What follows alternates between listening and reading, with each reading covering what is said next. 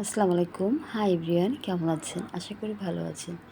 যে যেখানে থাকেন ভালো থাকেন, সুস্থ থাকেন এবং দেশ বিদেশ যারা আমার ভিডিওটা দেখেন প্লিজ একটি করে কমেন্ট করে যাবেন আমার জন্য।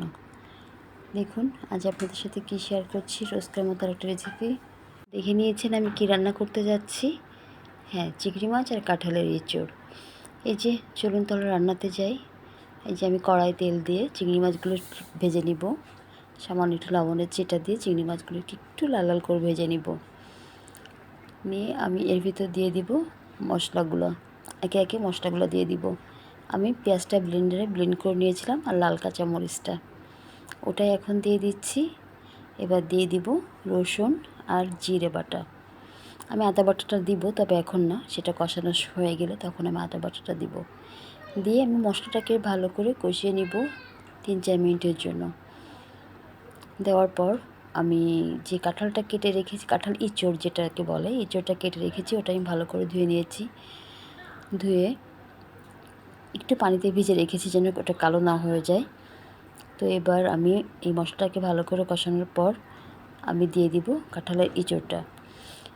মশলাটা যদি ভালো করে কষানো না হয় আসলে তরকারিটা খেতেও ভালো লাগে না।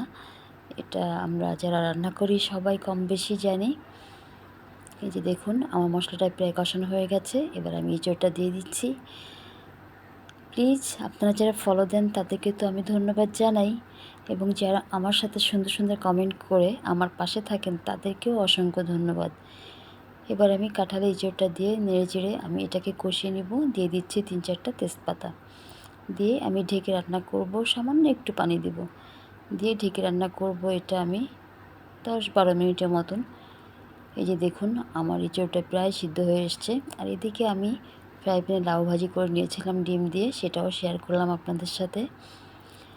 যারা ফলো দিয়ে আছেন তাদের ধন্যবাদ দিতে আমি কখনোই ভুলি না, এবং প্লিজ একটি করে শেয়ার করে দিবেন। তাতে হবে কি, দেশ বিদেশ সবাই আমরা দূরদূরান্ত যে যেখান থেকে দেখি না কেন ভিডিওটা দেখতে পাবো। এই যে কষানো হয়ে গেছে, একটু আদা দিয়ে 2-3 মিনিট কষিয়ে আমি ঝোলের পানিটা অ্যাড করে দিচ্ছি। দিয়ে আমি এটা রান্না করব আর 10 মিনিট। সামান্য একটু গরম মশলার গুঁড়ো উপর থেকে ছড়িয়ে দিয়ে আমি নেড়ে চেড়ে নিব। আমার তরকারিটা প্রায় অলমোস্ট হয়ে এসছে, আর হয়তো 2-3 মিনিট। এই যে নামানোর পরে আমি ভাজা জিরে গুঁড়োটা দিয়ে দিয়েছি উপরে ছড়িয়ে।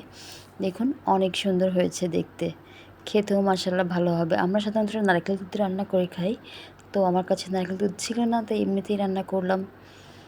দেখুন কত সুন্দর হয়েছে। প্লিজ সুন্দর সুন্দর কমেন্ট করবেন এবং পাশে থাকবেন।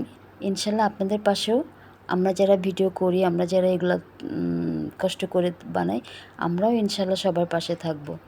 এই যে দেখুন অ্যাকচুয়ালি এখানে মুগের ডাল দিয়ে মাথা মুড়ি ঘন্ট করছিলাম, সেটাও আপনাদের সাথে একটু শেয়ার করলাম। যে যেখানে থাকেন ভালো থাকেন।